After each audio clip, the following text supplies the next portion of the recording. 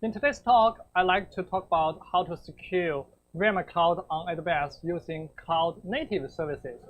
For people who are not familiar with the offering, let's have a very quick overview. VMware Cloud on AWS is a cloud service delivered, configured, and supported by VMware. It's also sold by VMware. You can see VMware will deploy software-defined data center on top of AWS bare metal hardware. So this is not nested virtualization. It's running on physical hosts provided by AWS.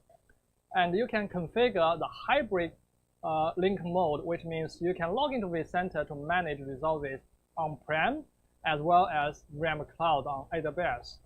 The engineering team from both parties have done lots of work to create a high bandwidth, low latency link. So you can leverage cloud-native services to improve the security or bring your architecture to next level.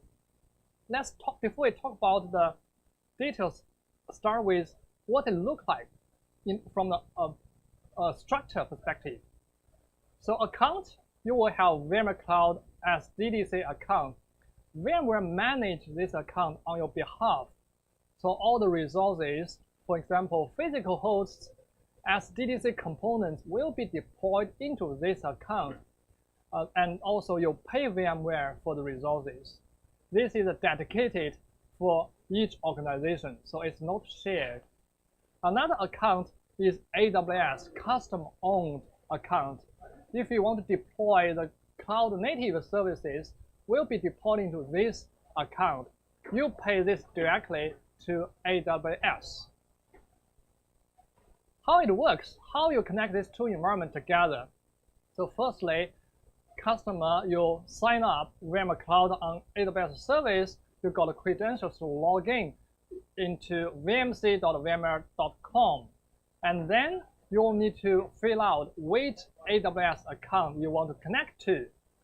And then the CloudFormation template, which is used by AWS as an approach to specify what resources will be deployed into AWS environment. In this template, it will define some resources. For example, IAM role. IAM is a mechanism for AWS to control security, who and has what access. Why you need this? So why when you want, and the VMware AWS want to grant access IAM role to VMware? Because we want to connect these two environments. For example, if you update your VMware SDDC, create a new logical network, VMware have that permission to update the routing table inside AWS account. So these two environments can talk to each other. Here, you have these two environments connected. And then what exactly happened under the hood is, because VMware has got the permission to provision some resources. For example, in this case, we'll provision an Elastic Network Interface, ENI, into AWS account, and then present that Elastic Network Interface directly back to the physical hosts. So this is a physical link dropped into your physical hosts. And this green box, CGW, is NSX running on top of that physical hardware as a gateway to control your customer workload traffic. So you can see these two environments already have the link connected, and routing table know where it will send the traffic, which interface it will direct traffic to. In the event of failure of that CGW or physical host, VMware will start another CGW on the alternative host, in this case host 2, because VMware have permission to update the routing table, so it will change automatically for you. So this will be a very transparent experience for end users. Now we talk about structure. Let's get into the security, how you're going to leverage cloud-native service to enhance security.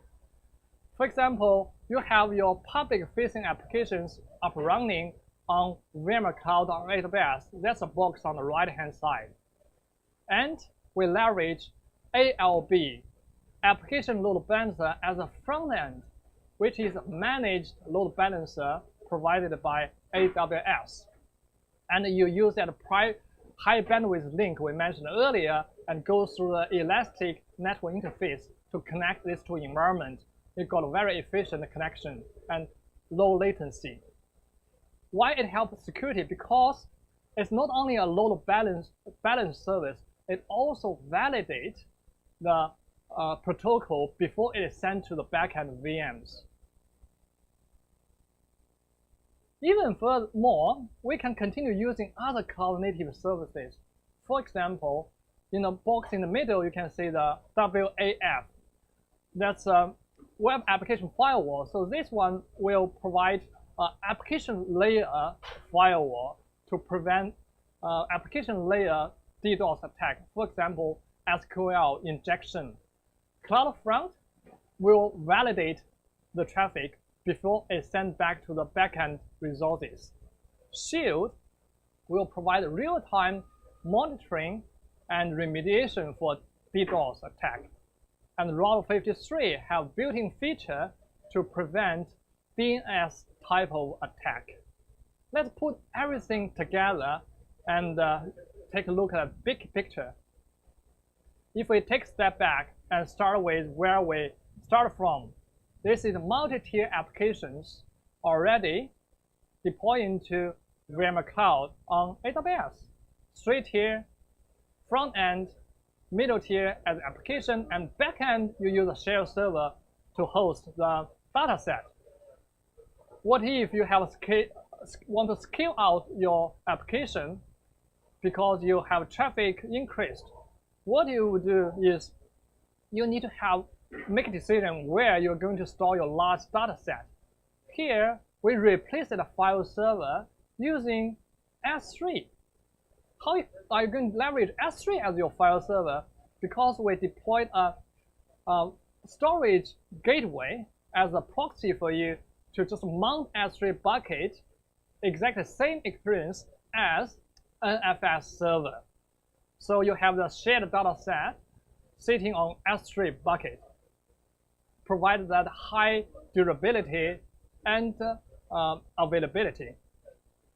As mentioned, you can leverage managed load balancer, ALB, as a front end to provide the secure protection and other cloud-native services, Route 53, CloudFront, Shield, and the web application firewall. So here, we already use cloud-native services to protect your front end. What about your compliance? How do you know someone make a change? Do you have a mechanism to keep track of your compliance?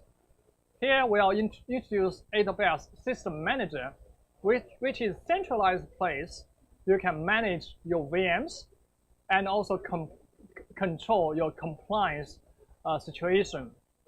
Let's look at how it works.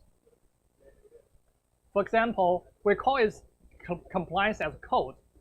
You pre-configure some policy beforehand. I use a very simple example.